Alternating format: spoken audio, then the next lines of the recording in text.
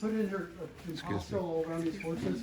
And you guys remember why she did the lights first?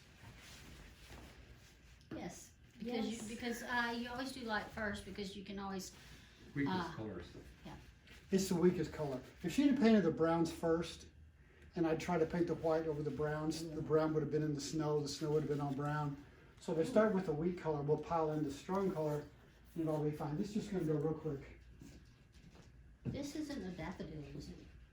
I'm gonna do a daffodil. I got distracted. I'm gonna Okay. migrate to the daffodils That's fair. next. That's fair. And I'm not gonna use any oil here. There's just lots of paint. Oh, wow.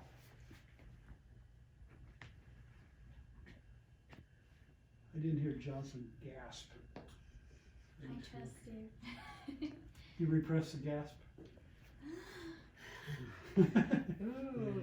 That's comforting to me. If I don't hear a gasp, I think she's not watching. What else can I do? What are you doing wrong? So just walk through here and paint this as large and simple as you can. Should I worry about the drawing? Or should I do it? Only sort of. I think what happens is when you guys do these drawings, when you invest in a drawing, you treasure it enough that you're not gonna lose it. Okay. So I've never had somebody go, oh my gosh, I forgot about the drawing, because you spent time already achieving it. So and we just start blocking in, but the lesson for the day is to paint with the biggest brushes you can stand, because it'll get you much further down the road.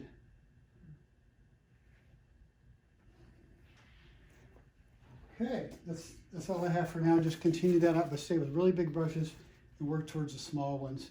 I'm going to jump over there and do the daffodils now. So you guys can just pivot.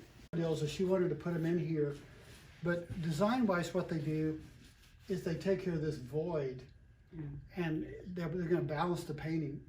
You see it already without the daffodils, it's sort of wanting of something in there. And so this is all wet today. Sorry. And so I'm gonna place just a couple and then let her do the rest.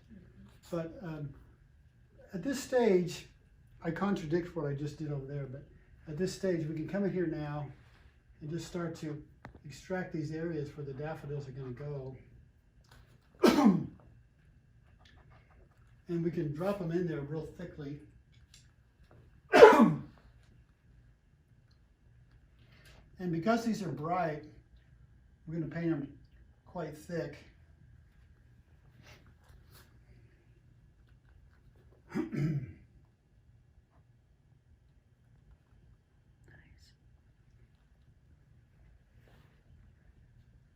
You see how I'm staying as far away as I can from the painting.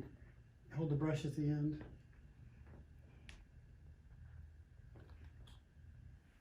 I'm going to make this one too large on purpose just to show you. You can make the brush stroke too large and then come right back and trim it here and create nice edges. So don't get too persnickety about it. There's also the fact that you can come back next time and you can add a little more pure color. But this moment right here, we're just sort of composing. And there's a nice little, this cluster right here, those little 5, I think are very nice. They can start here and swirl down to here, and then have that bright yellow one at the end. It's kind of a stopper. And we don't want to get that too close to the end. But I think that the yellow one wants to be right about there and no closer to the edge. And so that's all I wanted to show you. It was more economical that you paint all that dark in and put the yellow across the top, which totally contradicts what I just said. But it's just better math. Right. You see, I did it right there where my yellow got into my brown.